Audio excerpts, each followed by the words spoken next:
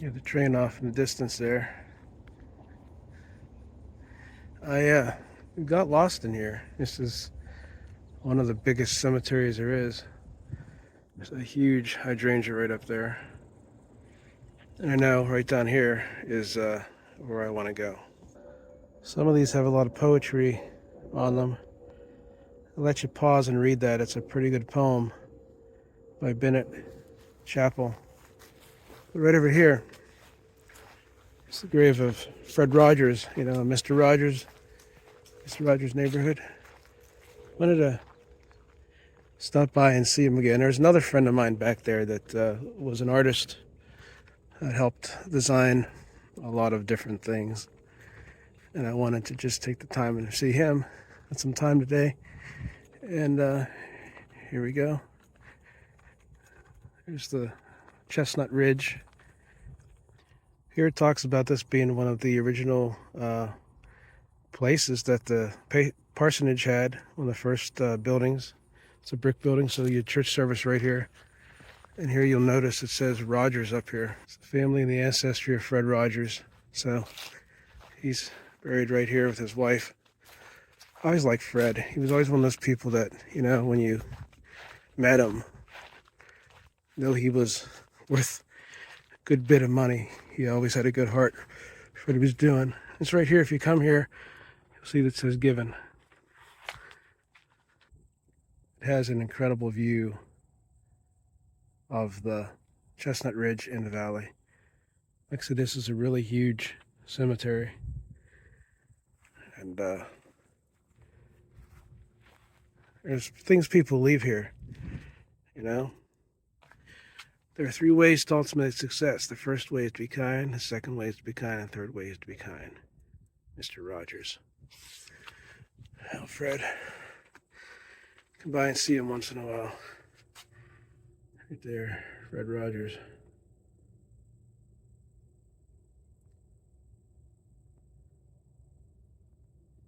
Just think about all the people Fred Rogers touched in his life.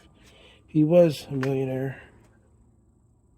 He worked hard for his money. He created a organization that, gave kids relevancy. The more you think about it, the more you realize he was somebody that you could aspire to be like. He had used his heart and soul for the right way. And you can't really see well right now. But if you look in, you can see the angel in the back. Maybe you can see it.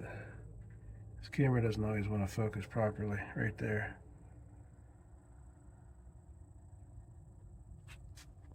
Wanted to just take a few moments today just to think about Fred. I had a training today. It was on safe crisis management. It was for the job I work, and childcare. And I think about just how much Fred, being from Latrobe, taught me through the years, watching his program, meeting him as a child, and just the ripples you make in this world when you care about someone else. Fred was a pretty cool dude, really interesting guy. If you ever get a chance to come here, pay your respects, and it's worth it. It's a nice little trip. For me, though, it's not too far, so I don't have to really worry about it very much. I am an author from the Laurel Highlands, so when I come here, I think just how much Fred gave to the people of this community, the Rogers, the McFeelys, and you have other people too, like Arnie Palmer you think of, but really, when you think about the unsung heroes, the people that did so much for the community that you never hear about, did it without saying it. Fred was one. And yeah, what a true hero, what a true person, son of Western Pennsylvania, that took his faith and his love to places that most people wouldn't even dream of being at. I come here a good bit when I need to think, when I need to feel like guidance and being grounded in what really matters in this world. Fred was one of those good people. This next section of the cemetery is pretty remarkable. Here you have some stones that you really can't even read, but some of the plaques on them, like George Smith. Died in 1837, 1838, I mean, was 77 years old. You realize you're in a cemetery for Revolutionary War soldiers.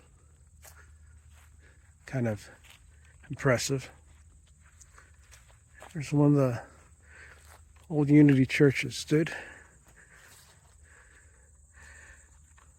There are these amazing hydrangea bushes. We'll walk over to one. Here's another patriot. You all should know, but you don't.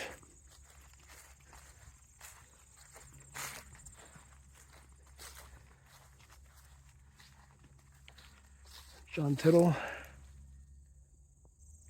Here's James Hunter. This one over here you'll find particularly interesting. It's a great many here. They're all patriots, just some of the oldest ones. John Shearer died 1804. He was 80 years old. So this is a man born in the 1820s. Robert Duncan. The stonework on those stones. Moses Watson. Who though pain racks my tortured breast, to my relief then has been death, and ease me of my restless woe. Siege time is no more. It's the oldest erected grave in the cemetery.